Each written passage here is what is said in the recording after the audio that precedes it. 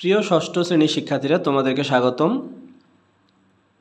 আজকের প্রথম ক্লাসে আমরা ষষ্ঠ শ্রেণীর গণিতের প্রথম অধ্যায় স্বাভাবিক সংখ্যা ও ভগ্নাংশ এই দুইটি নিয়ে আলোচনা করব। প্রথম পর্বে আমরা এই অধ্যায়ের উদাহরণসহ অনুসরণের আগে যেই কথাগুলো বইতে বলা হয়েছে আমরা সেগুলো বুঝব। প্রত্যেকটি কথা আমরা তোমাদেরকে বোঝানোর চেষ্টা করব। প্রাচীন মানুষ বিভিন্ন বস্তু বা জিনিস গণনা করতে গিয়ে প্রথম সংখ্যার ধারণা পেয়েছিল। প্রথম দিকে কম সংখ্যক বস্তু গুনতে হতো, কিন্তু সভ্যতার বিকাশের সাথে সাথে বেশি সংখ্যক জিনিস হিসাবের প্রয়োজন দেখা দেয়। তার মানে যত দিন যেতে থাকে মানুষের গণনার প্রয়োজন তত বাড়তে থাকে এবং গণনার উপাদান সংখ্যাও বাড়তে থাকে। সেখান থেকেই নানা রকম প্রতীক ও পদ্ধতির মাধ্যমে মানুষ গণনার আরও সহজ ও কার্যকর উপায় খুঁজে বের করে। যেহেতু এই সংখ্যাগুলো গণনার প্রয়োজনে সৃষ্টি হয়েছিল, তাই এদেরকে গণনাকারী বা স্বাভাবিক সংখ্যা বলা হয়। আর স্বাভাবিক সংখ্যাকে ইংরেজিতে ন্যাচারাল নাম্বার বলে। আর সেই সংখ্যাগুলো হলো 1, 2, 3, 4, 5, 6, 7, 8 ... সামনে আরও যত যায়। প্রাচীনকালে মানুষ বিভিন্ন বস্তু বা জিনিস গণনা করতে গিয়ে যেসব সংখ্যা সৃষ্টি করেছিল তাদেরকে গণনাকারী বা স্বাভাবিক বা প্রাকৃতিক সংখ্যা বলা হয়।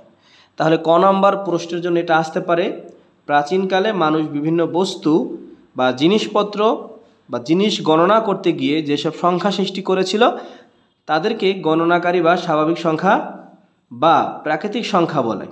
আর সেই সংখ্যাগুলো হলো 1 থেকে শুরু করে 1, 2, 3, 4, 5, 6, 7, 8 ... ইত্যাদি সামনে আরও আছে। দেখো, এই টপিকের প্রথম যেটা নিয়ে বিস্তারিত আলোচনা করা হবে সেটা হচ্ছে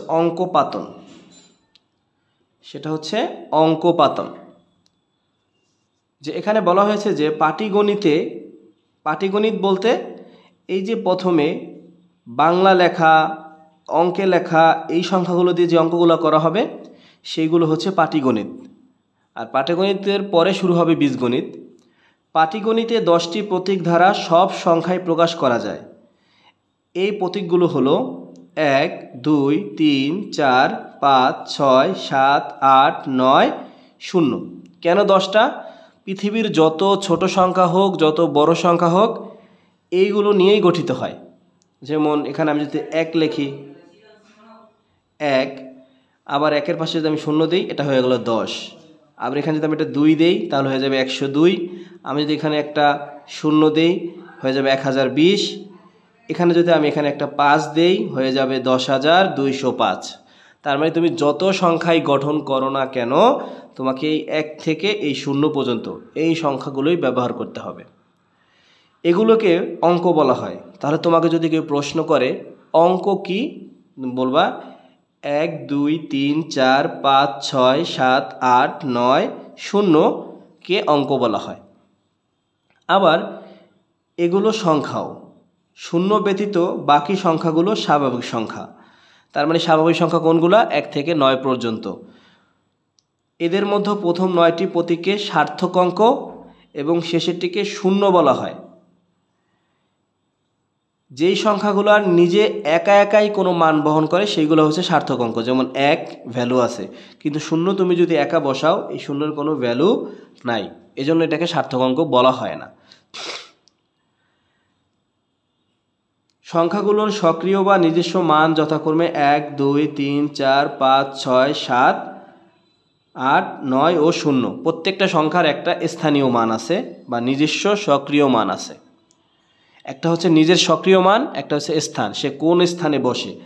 যেমন যখন সে এখানে বসবে 1, আবার সেটা একক স্থানে আছে। তা একটা হচ্ছে স্থানীয় মান, একটা হচ্ছে নিজস্ব মান। এই একের নিজস্ব মান হচ্ছে 1। দেখো, 9 অপেক্ষা বড় সব সংখ্যাই 2 বা ততোধিক অঙ্ক পাশাপাশি বসিয়ে লেখা হয়। কোনো সংখ্যা অঙ্ক দ্বারা লেখাকে অঙ্কপাতন বলা হয়। তুমি যখন বড় একটা সংখ্যা বলবা, যেমন 5225, যখন তুমি এটাকে লেখবা 5225, এই যে আমি অঙ্কে প্রকাশ করলাম এটাই হচ্ছে অঙ্কপাতন। তার মানে কোনো সংখ্যা অঙ্ক দ্বারা লেখাকে অঙ্কপাতন বলে। অঙ্কপাতনে 10টি প্রতীকই ব্যবহার করা হয়। 10 ভিত্তিক বলে সংখ্যা প্রকাশের রীতিকে দশমিক বা 10 গুণোত্তর রীতি বলা হয়। এ রীতিতে কয়েকটি অঙ্ক পাশাপাশি বসিয়ে সংখ্যা লিখলে এর সর্বাপেক্ষা ডান দিকের অঙ্কটি তার সক্রিয় মান প্রকাশ করে। ডান দিক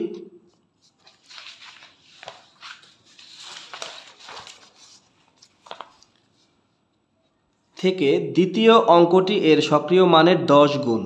তার মানে যখন সে আস্তে আস্তে ডান দিকে আসতে থাকবে, ডান দিকের সংখ্যা থেকে তার যেই বাম দিকে সংখ্যা আছে সেটা 10 গুণ। আমরা অঙ্কের সময় এগুলো বুঝবো। এই রিডিংগুলো তোমরা শুধু এমসিকিউ বা ছোট প্রশ্নের জন্য পড়তে পারো। তৃতীয় অঙ্কটি এর দ্বিতীয় স্থানের মানের 10 গুণ বা সক্রিয় মানের শতগুণ, অর্থাৎ তত শত প্রকাশ করে। এরূপে কোনো অঙ্ক এক স্থান করে বাম দিকে সরে গেলে তার মান উত্তরোত্তর 10 গুণ করে বৃদ্ধি পাবে। যেমন এখানে একটা সংখ্যা লিখি 1 1 1, যেমন এইটা থেকে এইটা 10 গুণ বড়, আবার এটা থেকে এটা 10 গুণ বড়, তাহলে এটা থেকে এটা কয় গুণ বড়? 10 আবার 10, তাহলে 100 গুণ বড়। যত এদিকে আসতে থাকবে এটা তত গুণ বড় হতে থাকবে, তত 10 গুণ করে এটা থেকে বড় হবে। যেমন আরেকটা যদি লিখি, তো এটা থেকে এটা 10 গুণ বড়। আচ্ছা, সংখ্যায় ব্যবহৃত কোনো অঙ্ক তার অবস্থানের জন্য যে সংখ্যা প্রকাশ করে তাকে ওই অঙ্কের স্থানীয় মান বলে। তা স্থান অনুযায়ী কোনো মান, যেমন এই অঙ্কটা একক স্থানে আছে, এটার মান 1, কিন্তু এই অঙ্কটা আছে দশক স্থানে, তাই এটার মান হচ্ছে এটা থেকে 10 গুণ। আচ্ছা দেখো, এখন আমরা যেটা সবচেয়ে অঙ্কে প্রয়োগ হবে বেশি, সেই রীতিটা সম্বন্ধে আমরা জানব। দেশীয় সংখ্যা গঠন রীতি। দুইটা রীতি আছে, একটা হচ্ছে দেশীয়, একটা হচ্ছে আন্তর্জাতিক। আমরা পূর্ববর্তী শ্রেণীতে দেশীয় রীতি অনুযায়ী গণনা করতে শিখেছি।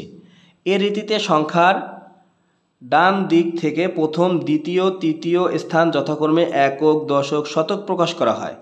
চতুর্থ, পঞ্চম, ষষ্ঠ, সপ্তম, অষ্টম স্থানকে যথাক্রমে হাজার, অযুত, লক্ষ, নিযুত, কোটি বলা হয়। আমরা যখন অঙ্ক করব তখন এই অযুতের আরেকটা নাম আমরা মজার ছলে শিখব। আমরা বলি অযুত মানে হচ্ছে বড় হাজার, হাজার মানে ছোট হাজার, যেটা 1 থেকে 9 পর্যন্ত সীমাবদ্ধ থাকবে। আবার অযুত মানে হচ্ছে বড় হাজার, যেটা 10 থেকে শুরু হয়ে সামনে যত আছে। আবার লক্ষ, ছোট লক্ষ, আর নিযুতকে বলবো আমরা বড় লক্ষ, যেটা 2 সংখ্যা লাগবে। তারপর কোটি, কোটির কোনো নির্দিষ্ট নাই, কোটি অনেক হইতে পারে, কারণ কোটি সর্বশেষ, এজন্য কোটির যা থাকে তাই ধরতে হয়। এটার একটা সিরিয়াল আছে, যেমন একক, দশক, শতক, এই তিনটাকে আমরা একত্র পড়ি। প্রত্যেকেই আলাদা আলাদা, একক, দশক, শতক। কিন্তু এখানে আবার এই একক দশক মিলে একটা সংখ্যা হয়, একক দশক মিলে একটা সংখ্যা হয়। আবার এই অযুত আর হাজার, এরা দুজনে এক, এরা দুজনই হাজার। এটা ছোট হাজার, অযুতটা হচ্ছে বড় হাজার। লক্ষ, এটা ছোট লক্ষ, নিযুতটা হচ্ছে বড় লক্ষ। তারপর কোটি। এককের ঘরের অঙ্কগুলো কথায় লেখা বা পড়া হয় 2, 3, 4 ইত্যাদি। কিছু 2 অঙ্কের সংখ্যাগুলোর বিশেষ বিশেষ নাম রয়েছে, যেমন 25, 38, 71, মানে 10 থেকে 99 পর্যন্ত 2 অঙ্কের, এর প্রত্যেকেই আলাদা আলাদা নাম রয়েছে, যথাক্রমে 25, 38, 71। শতকের ঘরের 1, 2, 3 ইত্যাদি অঙ্কগুলোকে যথাক্রমে 100, 200, 300 বলে। হাজারের ঘরের অঙ্কগুলোকে শতকের ঘরের মতো পড়তে হয়, যেমন 5000, 7000 ইত্যাদি। অযুতর ঘরের অঙ্ককে অযুত হিসেবে পড়া হয় না। অযুত ও হাজারের ঘর মিলিয়ে যত হাজার হয়, ওই যে বললাম ছোট হাজার আর বড় হাজার, এটা আমরা অঙ্ক করার সময় বুঝবো। যেমন অযুতের ঘরে 7 এবং হাজারের ঘরে 5 থাকলে দুইটা মিলে হবে 75,000। এটা খুব মজা হবে।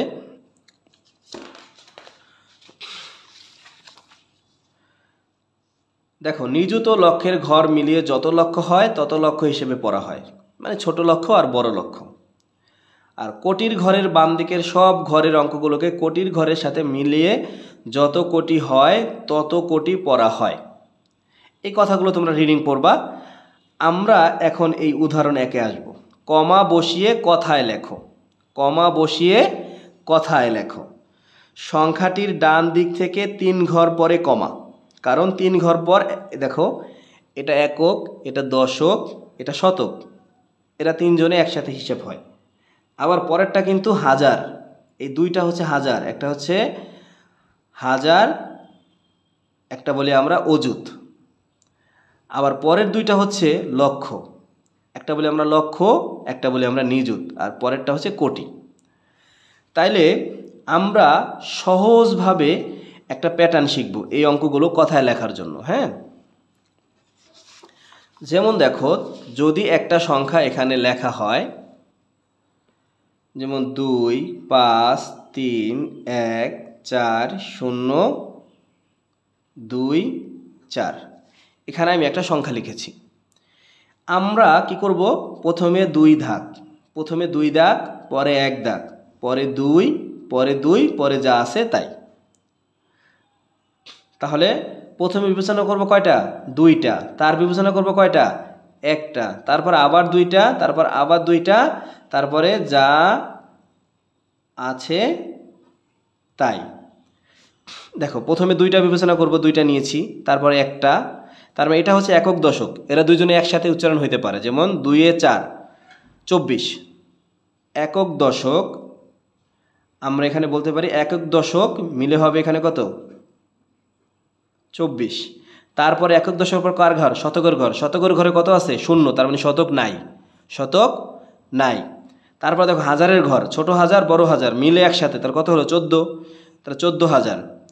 এখানে একের জায়গায় যদি 0 থাকতো তাহলে তুমি কি লিখতা, 0 মানে এখানে নাই, তার মানে ছোট হাজার আছে বড় হাজার নাই, তাহলে 0 কোনো দাম নাই, তা 4, তো কত হইতো 4,000। তার মানে শতক নাই। হাজারের ঘরে কত আছে, 14,000, কত হাজার, 14,000। আবার দেখো লক্ষের ঘর, এটা কিন্তু দুইটাই লক্ষ, এটা হচ্ছে লক্ষ, এটাকে আমরা নিযুত পড়ি, তা আমরা বলবো এটা ছোট লক্ষ, এটা বড় লক্ষ, দুইটাই আছে, তা 5 এ 3 কত হয়, 53, তা আমরা লিখতে পারি 53 লক্ষ। কোটির ঘরে কি লিখছি, যা আছে তাই, তা কত হয় 2 কোটি। এভাবে আমরা দুইটা দুইটা করে বিবেচনা করব। তারা যেহেতু কমা দিতে বলছে, সংখ্যাটির ডান দিক থেকে 3 ঘর পরে কমা, এরপর 2 ঘর পর পর কমা বসাতে হবে। তা দেখো 1 2 3, প্রথমে আমরা 3 ঘর পর কমা বসালাম, তারপর 2 ঘর, তারপর 2 ঘর, তারপর 2 ঘর, তারপর যা থাকতো তাই।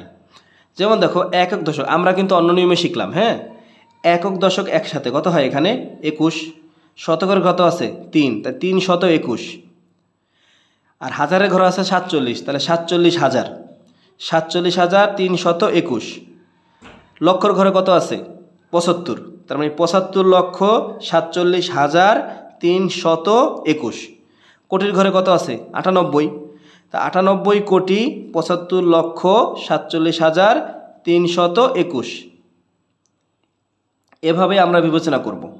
দেখো উদাহরণ 2 দিয়ে যদি আমরা যাই, এখানে কত লেখা আছে, 7 কোটি 5 লক্ষ 90,007।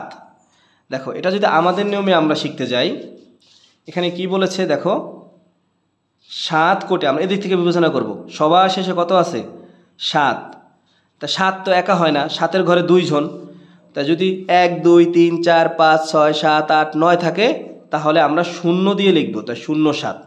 যেহেতু এখানে শেষে আছে 7, তা আমরা 07 লিখব, যেহেতু 2 ঘরকে ধরতে হয়। তারপর দেখো এটার পরে আসবে শতক, একক দশকের পরে কি আসবে, শতকের ঘরে একা, কিন্তু শতক আছে, এখানে কোনো শতক আছে নাই, তাহলে নাই বলে শতকের ঘরে কি দিব, একটা 0, শতক ঘরে নাই বলে কি দিব 0।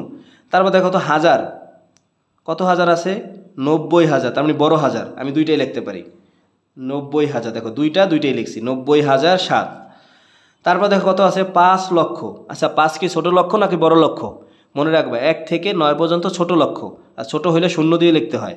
5 লক্ষ তার মানে ছোট, তার মানে 05, লক্ষের ঘরে 05। 7 কোটি, তা কোটি যেহেতু কোনো নির্দিষ্ট না, তা যা থাকবে তাই, তাহলে কত হলো 7 কোটি 5 লক্ষ 90,000, শতক নাই, সরাসরি আছে 7, তাই আমি লিখবো এখানে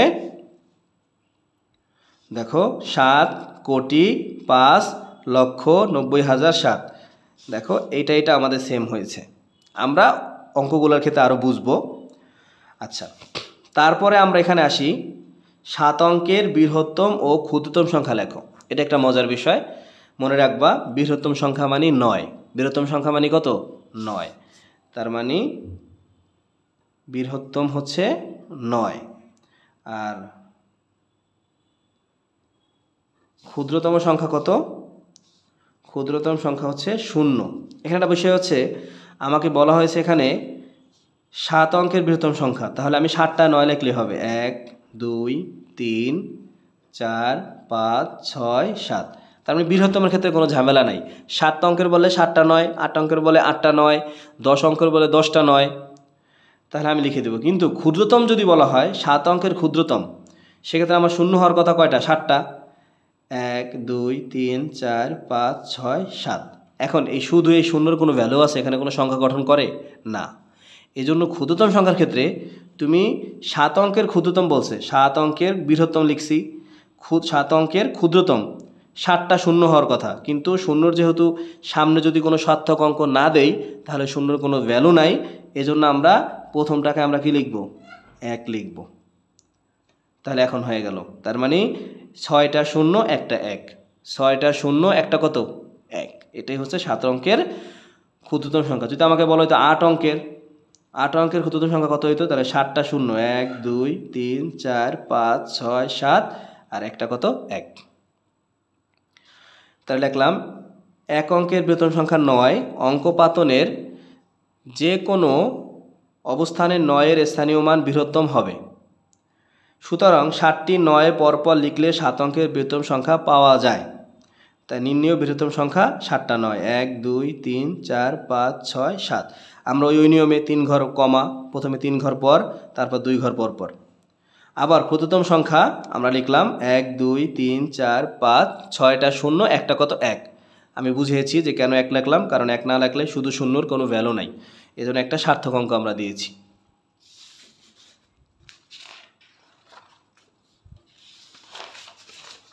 তারপরে দেখো উদাহরণ 4-এ বলা হয়েছে যে একই অঙ্ক মাত্র একবার ব্যবহার করে 8 0 7 5 3 4 অঙ্কগুলো দ্বারা 6 অঙ্কের বৃহত্তম ও ক্ষুদ্রতম সংখ্যা গঠন করো। এটা খুবই সহজ। এই অঙ্কগুলোকে তুমি একবার ব্যবহার করতে পারবা। এটা দিয়ে বৃহত্তম মানে বড় থেকে ছোট, বৃহত্তম মানে কি বড় থেকে ছোট সাজাবা, আর ক্ষুদ্রতম মানে ছোট থেকে বড় সাজাবা। তাহলে অঙ্ক পাতনের যে কোনো অবস্থানে বৃহত্তম অঙ্কের স্থানীয় মান ক্ষুদ্রতম অঙ্কের স্থানীয় মান অপেক্ষা বড় হবে। তাহলে সবার প্রথমে কে আসবে? 8, তারপরে কত আসবে? 7, তারপর 5, তারপর 4, তারপর 3, তারপর 0। মানে আমি বড় থেকে ছোট সাজিয়েছি। আবার তার বৃহত্তম সংখ্যাটা কী হবে? 8 7 5 4 3 0, আবার 3 ঘর পর কমা।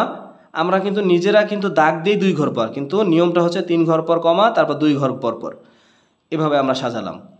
তাহলে আবার যদি আমি ছোট থেকে বড় সাজাই, তাহলে আমি ঘুরাই দিতে হবে 0 3 4 5 7 8, এটাকে ঘুরাই দিলাম। কিন্তু এখানে লেখার সময় আমি 3 কেন আগে লিখলাম? 3 আগে লেখার কারণ হচ্ছে, আমি যদি সবার সামনে 0 দেই, ওই শূন্যের কোনো দাম থাকে না। যদি আমি এভাবে লিখতাম 0 3 4 5 7 8, এই শূন্যর কোনো দাম নাই। এজন্য কি করব? সবচেয়ে ছোট সংখ্যাটাকে আমি 0-র আগে লিখে দিছি 3। সব সময় সামনে 0 লেখা যাবে না, কারণ শূন্যের কোনো ভ্যালু নাই, এজন্য আমরা লিখে দিছি। আশা করি তোমরা বুঝছো। দেখো আন্তর্জাতিক পদ্ধতি, তোমরা হয়তো অনেক সময় ফেসবুকে যখন দেখো তখন দেখো 1 মিলিয়ন, ঠিক আছে, এগুলা তোমরা দেখো। সেক্ষেত্রে আন্তর্জাতিক পদ্ধতি হিসাব করা হয়।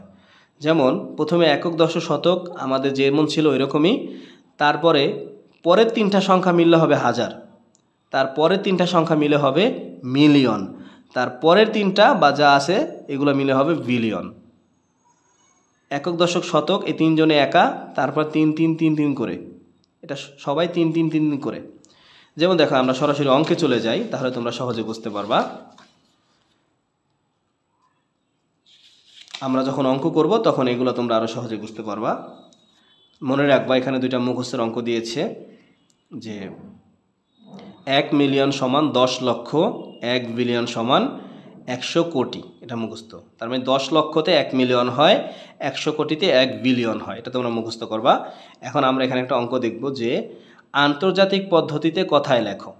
তার মানে আমাকে মিলিয়নে প্রকাশ করতে হবে। এখন দেখো আমরা এর আগে আমরা এখান থেকে বোঝার চেষ্টা করি 1 2 3, এই 3টার পরে কমা, যেমন দেখো এখানে 3টার পরে কমা, আবার 3টার পরে কমা, আবার 3টার পরে কমা, তাহলে একক, দশক, শতক। এখন দেখো তো দশক আছে নাই, শূন্য মানি নাই, শতকের ঘরে শূন্য নাই, তার মানে এখানে শুধু কত 4। আর দেখো তারপরে দেখুন তো আমরা কিন্তু পরেরটা হচ্ছে কি, এই যে আমরা এই পাশে শিখলাম, তারপরে যেটা এই যে তারপরেটা হচ্ছে হাজার, তারপরে 3টা হচ্ছে মিলিয়ন। তার মানে দেখো এই যে পরের 3টা হচ্ছে হাজার, তার মানে 432,000, তারপরে 3টা মিলিয়ন 340 মিলিয়ন, তারপরে 3টা বিলিয়ন 204 বিলিয়ন। তা আমরা এখানে লিখলাম যে দেখো প্রথমে 4, যেহেতু দশক আর শতক নাই, শেষে হয় 4 4, তারপর কত হচ্ছে 432,000, তারপর আছে 340, তার মানে 340 মিলিয়ন, তারপর আছে 204 বিলিয়ন। আশা করি তোমরা বুঝতে পারছো।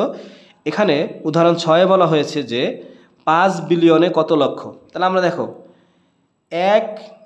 আমরা এখানে লিখছি 1 মিলিয়নে 10 লক্ষ, তাই 5 মিলিয়নে কত হবে, তাই 5 গুণ 10 50 লক্ষ। 1 মিলিয়ন সমান 10 লক্ষ, 5 মিলিয়ন সমান 5 গুণ 10, 5 10 50 লক্ষ। তারপর দেখো খ নম্বরে বলেছে যে 500 কোটিতে কত বিলিয়ন। তাহলে আমরা এখানে দেখো 100 কোটিতে 1 বিলিয়ন, তো 100 কোটি 1 বিলিয়ন, তা 1 কোটি কত হবে, 1/100। তাহলে 500 কোটিতে কি হবে, এটা যেহেতু দেখো আমরা এবার খ নম্বর অঙ্কটাতে ছোট থেকে বড়তে যাচ্ছি, এজন্য আমাদের কি হচ্ছে, ভাগ হচ্ছে। আর এখানে কিন্তু আমরা ছোট থেকে বড়তে যাই নাই, বড় থেকে ছোটতে গিয়েছি, এজন্য আমাদের গুণ হয়েছে। আর এখানে আমরা কি করছি, ছোট থেকে বড়তে যাচ্ছি। তাই 500 কোটিতে 500কে আমি 100 দিয়ে ভাগ করব, তাহলে কত হবে 5 বিলিয়ন। কারণ 100 কোটিতে 1 মিলিয়ন, 200 কোটিতে 2 বিলিয়ন, 300 কোটিতে 3 বিলিয়ন, 400 কোটিতে 4 বিলিয়ন, তাই 500 কোটিতে 5 বিলিয়ন। ভাগ করে ক্যালকুলেটরে তোমরা করতে পারবা।